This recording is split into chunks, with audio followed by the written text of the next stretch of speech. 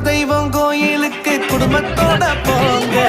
நிலமெல்லாம் சேரும் நல்ல பூச போட்டு வாங்க. நிலமெல்லாம் நீர் சேரும் கருவெல்லாம் சிசுவாகும். நிலமெல்லாம் நீர் சேரும் கருவெல்லாம் சிசுவாகும். விலையில்லா அன்புக்கு வித்தாக அது மாறும். குலதெய்வம்